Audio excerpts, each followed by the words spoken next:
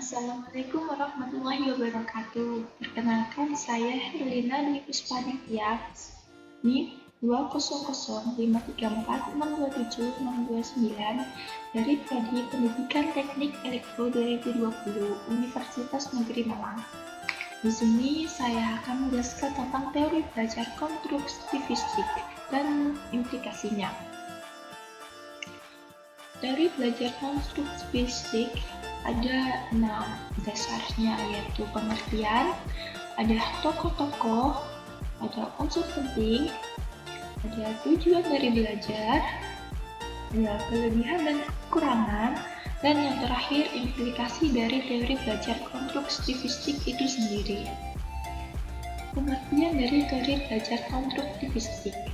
Belajar menurut konstruktivisme adalah suatu proses mengasimisasikan dan mengaitkan pengalaman atau pelajaran yang dipelajari dengan pengertian yang sudah dimilikinya, sehingga pengetahuannya dapat dikembangkan. Teori konstruktivisme didefinisikan sebagai pembelajaran yang bersifat generatif, yaitu tindakan mencipta sesuatu makna dari apa yang dipelajarinya. Sehingga dapat saya simpulkan bahwa konstruktivistik adalah proses belajar individu yang aktif dengan membangun pengetahuan awal yang dimiliki individu dan dikaitkan dengan pengetahuan baru, sehingga pengetahuan itu dapat dikembangkan oleh dirinya sendiri. Tokoh-tokoh teori belajar konstruktivistik. Tokoh yang pertama yaitu Driver Engel. Teori-teorinya adalah sebagai berikut. 1. Siswa tidak dipandang sebagai sesuatu yang pasif, melainkan memiliki tujuan. Yang kedua, belajar mempertimbangkan optimal mungkin proses keterlibatan siswa. Yang ketiga, pengetahuan bukan sesuatu yang datang dari luar, melainkan dikonstruksi secara personal. Yang keempat, pembelajaran bukanlah transmisi pengetahuan, melainkan melibatkan pengaturan situasi kelas. Dan yang terakhir, kurikulum bukanlah sekedar dipelajari, melainkan seperangkat pembelajaran materi dan sumber. Teori yang kedua, Tasker. Teorinya adalah sebagai berikut. 1. Peran siswa dalam mengkonstruksi pengetahuan secara bermakna. Yang kedua, pentingnya membuat kaitan antara gagasan dalam pengonstruksian secara bermakna. Dan yang ketiga, mengaitkan antara gagasan dengan informasi baru yang diterima. Tokoh selanjutnya yaitu Wixley. Teori-teorinya adalah 1. Pengetahuan tidak dapat diperoleh secara pasif, tetapi secara aktif oleh struktur kognitif siswa. Yang kedua, fungsi kognisi bersifat adaptif dan membangun pengorganisasian melalui pengalaman nyata yang dimiliki anak. Tokoh terakhir yaitu Handuri. Teori-teorinya adalah sebagai berikut. 1. Siswa mengkonstruksi pengetahuan dengan cara mengintegrasikan ide yang mereka miliki. Yang kedua, pembelajaran menjadi lebih bermakna karena siswa mengerti. Yang ketiga, strategi siswa lebih bernilai. Dan yang terakhir, siswa mempunyai kesempatan untuk berdiskusi dan saling bertukar pengalaman dan ilmu pengetahuan dengan temannya. Berdasarkan beberapa pandangan di atas, dapat disimpulkan bahwa pembelajaran yang mengacu kepada teori belajar konstruktivis lebih memfokuskan pada kesuksesan siswa dalam mengorganisasikan pengalaman mereka, bukan kepada siswa dalam merefleksi atas apa yang telah diperintahkan dan dilakukan oleh guru. Dengan kata lain, siswa lebih diutamakan untuk mengonstruksi sendiri pengetahuan mereka melalui simulasi dan akomodasi. Unsur-unsur penting dalam lingkungan pembelajaran konstruktivisme. Ada 5 unsur penting dalam pembelajaran konstruktivisme, yaitu yang pertama, memperhatikan dan memanfaatkan pengetahuan awal siswa. Siswa didorong untuk mengonstruksi pengetahuan baru dengan memanfaatkan pengetahuan awal yang telah dimilikinya.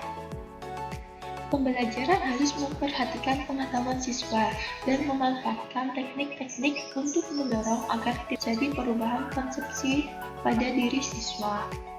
Yang kedua, pengalaman belajar yang autentik dan bermakna. Dirancang pembelajaran yang bermakna bagi siswa sehingga dapat mengakomodasi perkembangan minat, bakat, sikap, dan kebutuhan belajar siswa dan mengaitkan materi pelajaran dengan kehidupan sehari-hari. Yang ketiga yaitu adanya lingkungan sosial yang kondusif. Siswa diberi kesempatan untuk bisa berinteraksi secara produktif dengan sesama siswa maupun dengan guru. Yang keempat, adanya dorongan agar siswa bisa mandiri. Siswa didorong untuk bertanggung jawab terhadap proses belajarnya, diberikan kesempatan untuk merefleksi dan mengatur kegiatan belajarnya. Dan unsur yang kelima yaitu adanya usaha untuk mengenalkan siswa tentang dunia ilmiah. Sains bukan berupa produk, fakta, konsep, prinsip, dan teori, namun juga bersifat dan proses. Pembelajaran sains harus bisa melatih dan memperkenalkan siswa tentang kehidupan ilmuwan. Tujuan belajar menurut paradigma konstruktivistik. Fokus yang pertama yaitu proses.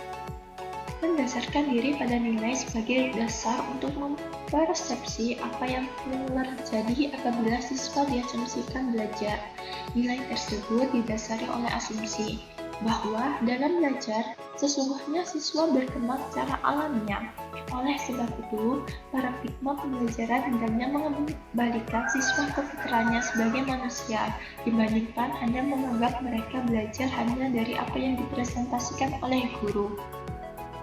Implikasi nilai tersebut melahirkan komitmen untuk beralih dari konsep pendidikan berpusat pada kurikulum menuju pendidikan berpusat pada siswa. Fokus yang kedua yaitu transfer belajar. Mendasarkan diri pada premis siswa dapat menggunakan dibandingkan hanya dapat mengingat apa yang dipelajari. Satu nilai yang dapat dipetik dari premis tersebut bahwa meaningful learning harus diyakini memiliki nilai yang lebih baik dibandingkan dengan rote learning. Dengan deep understanding lebih baik dibandingkan dengan senseless memorization. Konsep belajar bermakna sesungguhnya telah dikenal sejak munculnya psikologi Gestalt dengan salah satu pelopornya, Wertheimer, dalam year 1999. Sebagai tanda pemahaman mendalam adalah kemampuan mentransfer apa yang dipelajari ke dalam situasi baru. Fokus yang ketiga yaitu bagaimana belajar atau how to learn memiliki nilai yang lebih penting dibandingkan dengan apa yang dipelajari, what to learn. Alternatif pencapaian learning how to learn adalah dengan memberdayakan keterampilan berpikir siswa. Dalam hal ini, diperlukan fasilitas belajar untuk keterampilan berpikir. Belajar berbasis keterampilan berpikir merupakan dasar untuk mencapai tujuan belajar. Bagaimana belajar? Sakyasa 2003. Desain pembelajaran yang konsisten dengan tujuan belajar yang didasar tersebut tentunya diupayakan pula untuk mencapai hasil belajar sesuai dengan yang diharapkan. Kelebihan dan kekurangan teori belajar konstruktivistik. Kelebihan teori belajar konstruktivistik adalah yang pertama, dalam proses pembina pengetahuan baru, pembelajar berpikir untuk menyelesaikan masalah, menjalankan ide-idenya, dan membuat keputusan. Yang kedua, karena pembelajar terlibat secara langsung dalam pembina pengetahuan baru, pembelajar lebih paham dan dapat mengaplikasikannya dalam semua situasi. Yang ketiga, karena pembelajar terlibat secara aktif, pembelajar akan mengenal semua konsep lebih lama. Yang keempat, pembelajar akan lebih memahami keadaan lingkungan sosialnya yang diperoleh dari interaksi dengan teman dan guru dalam membina pengetahuan baru. Dan kelebihan yang terakhir adalah karena pembelajar terlibat langsung secara terus-menerus, pembelajar akan paham, ingat, yakin, dan berinteraksi dengan sehat. Kekurangan dari teori belajar konstruktivistik. 1. Peran guru sebagai pendidik kurang mendukung. Yang kedua, karena cakupannya lebih luas, lebih sulit dipahami. Yang keempat, implikasi teori belajar konstruktivisme dalam pembelajaran. Dalam upaya mengimplementasikan teori belajar konstruktivisme, Piper mengajukan beberapa saran yang berkaitan dengan rancangan pembelajaran sebagai berikut, yaitu memberi kesempatan kepada siswa untuk mengemukakan gagasannya dengan bahasa sendiri. Yang kedua, memberi kesempatan kepada siswa untuk berpikir tentang pengalamannya sehingga menjadi lebih kreatif dan imajinatif. Yang ketiga, memberi kesempatan kepada siswa untuk mencoba gagasan baru. Yang keempat, mengalami pengalaman yang berhubungan dengan gagasan yang dimiliki siswa. Yang terakhir, menciptakan lingkungan belajar yang kondusif. Pendekatan saintik juga merupakan salah satu implementasi teori belajar konstruktivisme. Ada 5 kegiatan utama dalam proses pembelajaran menggunakan pendekatan saintifik, yaitu 1. Mengamati. Mengamati dapat dilakukan antara lain melalui kegiatan mencari informasi, melihat, mendengar, membaca, atau menyimak. Yang kedua, menanya. Menanya untuk membangun pengetahuan peserta didik secara faktual, konseptual, dan prosedural, sehingga berpikir metakognitif dapat dilakukan melalui kegiatan diskusi, belajar kelompok, dan diskusi kelas. Yang ketiga, mengeksplor atau mengumpulkan informasi atau mencoba untuk meningkatkan keingintahuan peserta didik dalam mengembangkan kreativitas.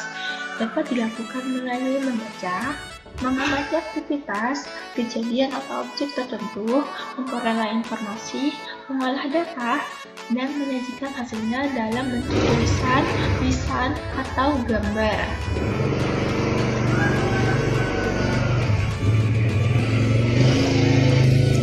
Yang keempat, mengasosiasi.